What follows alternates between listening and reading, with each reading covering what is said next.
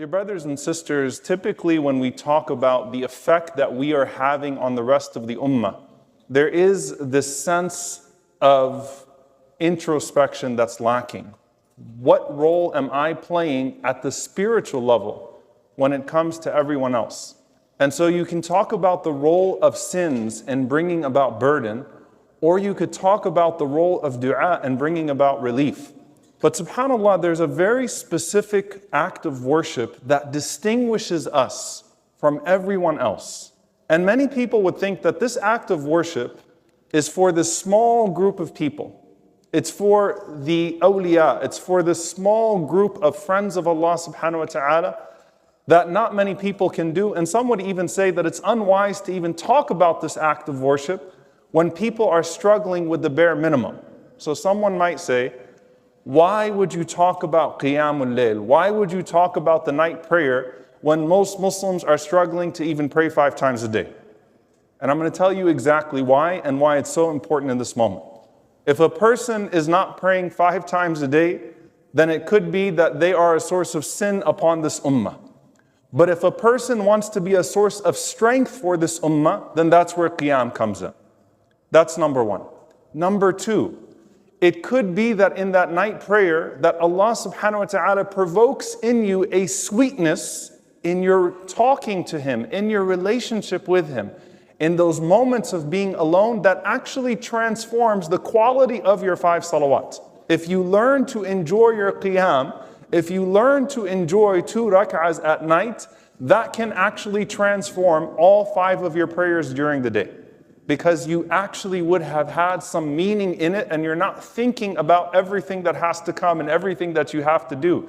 Inna nashiyata al-layli hiya ashaddu wat'an wa aqwa muqila. Allah Azza wa Jalla tells the Prophet sallallahu alaihi wasallam that verily the night, and in the night it is a time where you can develop greater strength and you're less distracted, because inna laka fi an-nahari sabhan tawila. There's so much that you have to do during the day.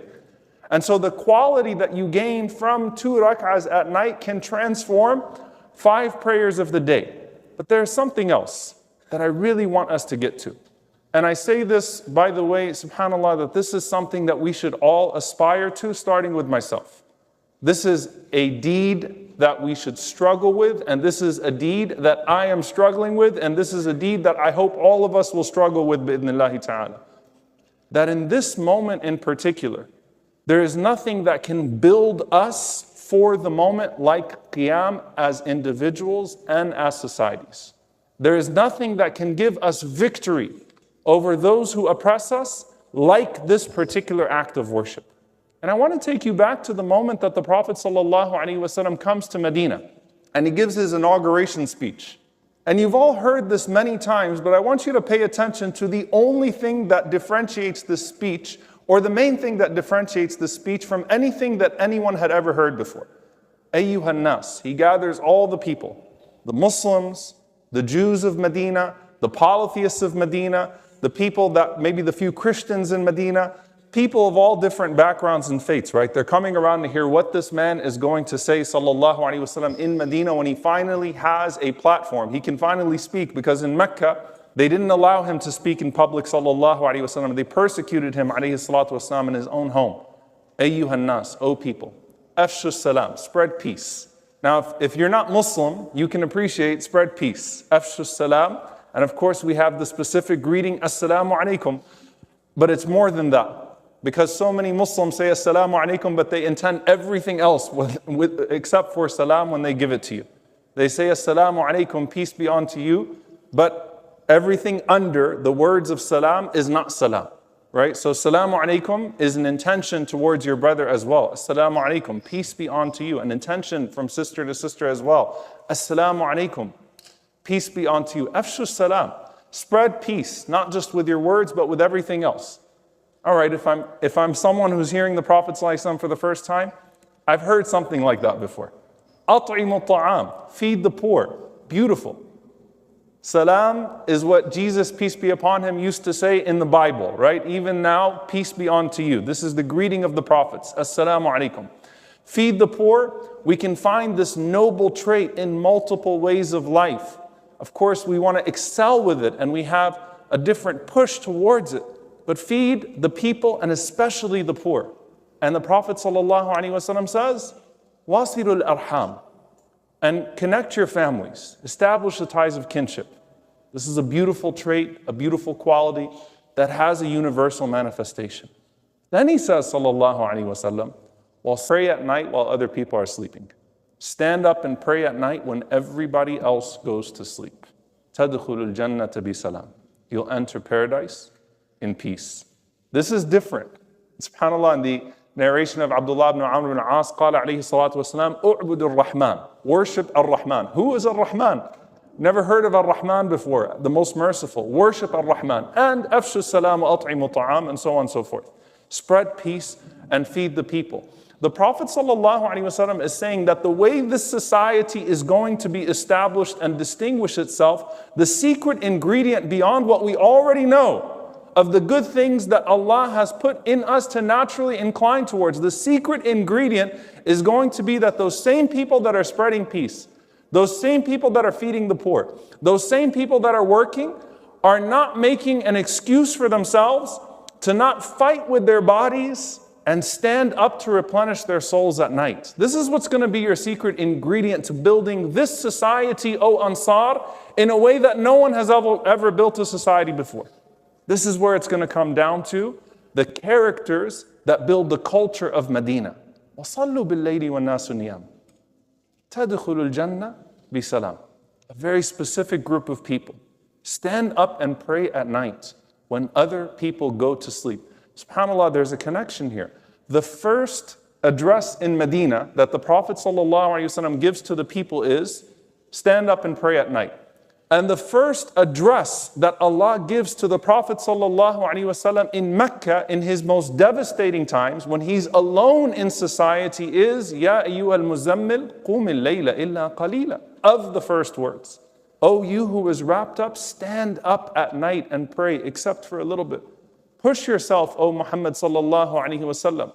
Because in Medina you need to build a society, but in Mecca you need to build a character. You need to build a certain type of spiritual resilience that's going to allow you to deal with oppression. In Mecca you have to resist the society that wants you to be something you're not. In Medina you have to build a society that no one has ever seen before. And the secret ingredient of both of those is going to be your willingness to stand up and pray at night.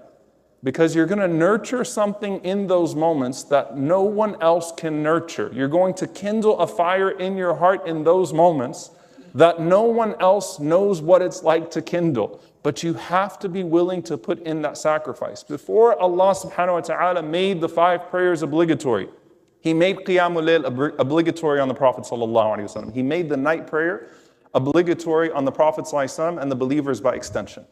Then once Allah revealed the 5 obligatory prayers, then the second part of Al-Muzammil was revealed, as Aisha radiallahu anha said, which turned it into a voluntary prayer. So you will not be punished on the Day of Judgment for not praying Qiyamul Layl. It's not obligatory. And I want to make that very clear.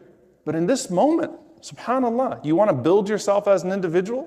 You want to build a society? It's the secret ingredient. It's the secret ingredient of victory. When Allah subhanahu wa ta'ala talks about the battle of Badr, when the Muslims were outnumbered by those who had no good intentions towards them and wanted to do all sorts of things towards them, Allah subhanahu wa ta'ala does not attribute the victory that came to them through the archers or the way that the Prophet ﷺ was able to develop a scheme where he could deal with this genocidal group of people that outnumbered him. Allah subhanahu wa ta'ala says, إِذْ تَسْتَغِيثُونَ رَبَّكُمْ فَاسْتَجَابَ لَكُمْ. The victory came last night when you were in the tent, making dua to Allah subhanahu wa ta'ala. You were supplicating your Lord. إِذْ تَسْتَغِيثُونَ رَبَّكُمْ فَاسْتَجَابَ لَكُمْ. That's when Allah answered you. When you were in the tent the night before. It wasn't what you put together the day of. It was the night before. And we know the famous story of Salahuddin al-Ayyubi rahimahullah, when he was dealing with the Crusaders, trying to retake Jerusalem from the Crusaders. What does he do in Hittin? He goes through the tents. Not yet, not yet, not yet. But when he sees the lights on in the tents, now we're ready. When he sees that these people who are dealing with the brutal conditions of war against the Crusaders of all people, who have seen horrors that none of us can even imagine, even in this time. And he goes around and he sees them by themselves, waking up and praying at night. Now it's there. Now that ingredient is there. In our personal lives, dua is an arrow. Dua is a connection between you and Allah subhanahu wa ta'ala over those who commit dhulm against you. And on a community level, dua is an arrow that we have against those who oppress our ummah. It is a connection from us to Allah subhanahu wa ta'ala. It is the secret ingredient. It is the distinguishing factor. Now again, someone is like, I can barely pray 5 times a day. I'm struggling with Fajr. I'm struggling with Isha. I'm struggling with Asr in the middle of my workday. Why are you giving a khutbah about Qiyam? Dear brothers and sisters, we've all adjusted ourselves in these last few months in some way. I guarantee you that your social media usage has probably gone up, right? As you're consumed by what's happening. I guarantee you that your thoughts have shifted. I guarantee you that your emotions have shifted. Your priorities have shifted. Your perspectives have shifted. What better time than for all of us to say, you know what? I'm going to take on this habit. Once a week, twice a week. And if I taste the sweetness of it, it might inject the sweetness that I needed in my salah, and it might give us the victory that we need over ourselves and then over those that oppress us. Because if you win that battleground, then you can win any battle. And if you gain that peace, then the Jannah is in your heart before you attain any likeness of Jannah in this world or Jannah in the hereafter. But it takes a sacrifice. And I know all of us right now are thinking about the ways that we can help. And there's nothing like dua that can help. And there's nothing like dua in the last third of the night that can help. And that comes from you as an individual. Build the individual in Mecca. Build the society in Medina. Think about Badr. Think about Hittin. Go back to yourself and say, you know what? Even if I'm struggling with my 5 daily prayers, I'm going to struggle with 1 night a week, 2 nights a week. And then you're not just only not a source of sin to the ummah. You're actually a source of strength to the ummah as well. May Allah subhanahu wa ta'ala give us all the ability to stand up and pray at night. And may He inject sweetness into all of our prayers. And may He put success in the prayers that we make. And may He allow our prayers to be a source of comfort and security and victory and goodness to us and to the world around us, to our ummah in Gaza, to our ummah in Palestine, to our ummah all over the world. Allahumma ameen.